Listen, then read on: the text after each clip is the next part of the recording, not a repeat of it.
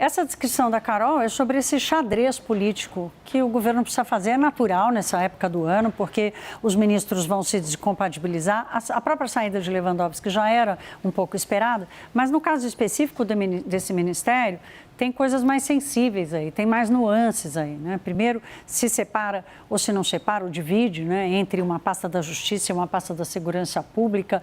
E a escolha do nome também dá o tom da representatividade dessa bandeira que Lula quer adotar nesse tema. A Juliana Lopes já está aqui comigo. Juliana, a gente sabe o seguinte, a regra para os ministérios é geral, mas no caso do Ministério da Justiça tem algumas sensibilidades maiores.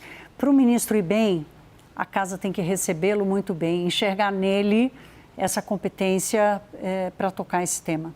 E se a gente for pensar no governo e na esquerda, a esquerda tem uma grande dificuldade, não conseguiu driblar esse problema, que é tratar de segurança pública, oferecer realmente soluções para esse, que é um dos grandes problemas colocados pelos brasileiros ali na lista de prioridades e agora vai ser amplamente discutido durante as eleições. O que a gente vai ver nos próximos dias? Uma grande reforma ministerial por conta da saída de integrantes ali dos ministérios para a corrida eleitoral. Lula já estava fazendo esse desenho, projetando esses ministros para a corrida eleitoral, para ter integrantes do governo que possam ocupar o Senado Federal, a Câmara dos Deputados e muitas vagas vão ser ocupadas pelos executivos. Por que eu chamo a atenção para esse ponto? Porque no caso do Ministério da Justiça, isso acontece nesse momento, mas a permanência do interino, né, como no caso o executivo, que é o Manoel de Almeida Neto, isso é visto pelo menos internamente no Ministério da Justiça, como algo que não deve acontecer,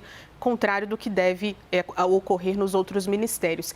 Ele tem uma resistência, inclusive, Thaís, com integrantes do próprio ministério, no que diz respeito a como tocou ao lado de Lewandowski algumas pautas e alguns projetos que foram enviados para o Congresso Nacional, que ficaram empacados muitas vezes. O PEC da Segurança incluído aí? PEC da Segurança, tem outros projetos também e internamente tem uma reclamação e uma resistência com a permanência desse executivo como ministro durante essa corrida eleitoral. Então, pode ser que no Ministério da Justiça, é muito provável que isso aconteça, inclusive, porque essa resistência chegou aos ouvidos do presidente Lula, isso não aconteça. A gente ter um executivo que assume o lugar de ministro durante as eleições de 2026. E aí tem uma outra questão que aí vira uma pressão para o presidente Lula, que é o PT olhando isso, entendendo como uma oportunidade de ter um nome próprio dentro do Ministério da Justiça em ano eleitoral. Mas o fato é esse, o fato é de uma resistência com esse, que era o braço direito de Ricardo Lewandowski, e um movimento interno na Justiça para que ele não continue no cargo. E o Ministério da Justiça é daqueles ministérios que o Partido dos Trabalhadores é da cota do PT, né?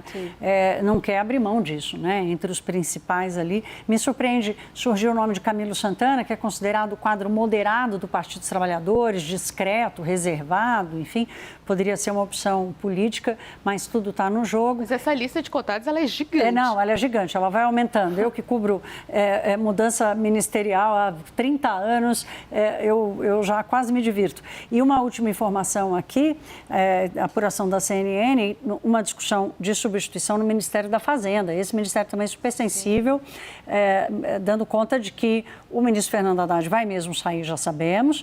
Dario Durigan, que é o seu executivo, pode ficar. E para o lugar de Dario Durigan viria Rogério Seron, que é hoje o atual secretário do Tesouro Nacional. Então, as composições vão sendo feitas e a gente vai movimentando as peças enquanto o tabuleiro não está claro. Obrigada, Juliana.